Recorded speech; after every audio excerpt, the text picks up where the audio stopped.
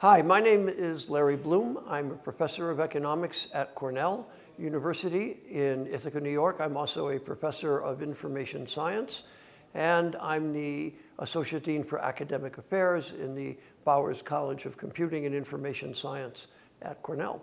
That's who I am. So one thing that has affected all of us, actually all around the world, is COVID. It's affected us in a variety of ways. One of the ways that it has affected us is economically. So we have all noticed, I think, in almost every country in the world, that after COVID, we had a great deal of inflation. Prices suddenly started going up, right? Everything got more and more expensive. So the question is, why is this true? There are many reasons for this. There's not a single answer. But one answer that comes up all the time is that making goods in today's economy is very complicated. Firms are busy buying things from other firms that are buying things from still other firms. We have these long supply chains. To give you an example, when I was young, actually this plant still exists. There's a big automobile plant in Detroit, Michigan. It's owned by Ford Motor Company. And it was alleged back in the day that raw steel came into the plant at one end and cars came out the other end. But that's not the way that economies are organized today. Now, automobile companies don't make cars. They don't start from scratch and make cars. What they do is they order parts from everywhere in the world, okay? And then they assemble these parts into cars. They're no longer makers, they're assemblers. And so this means that the economy has to solve a very complicated problem of coordinating all of these different economic activities across all of these different firms.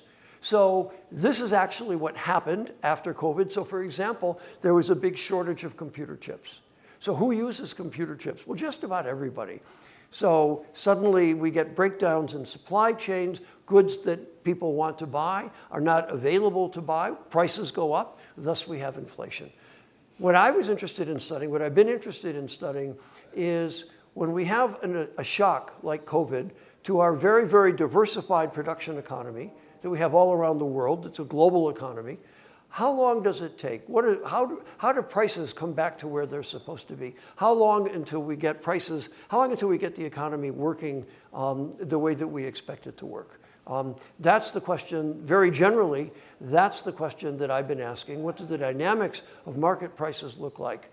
Well, you know that the firms are just busy responding, to the economic environment in which they live. So, for example, if I'm making a car and my car has computer chips in it and the price of computer chips has gone up, then the price of my car is going to have to go up too, right?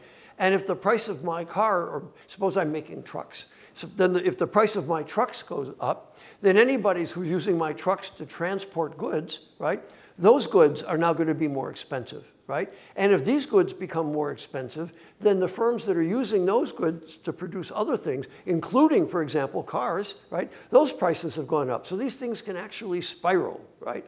And that's the complexity of today's world.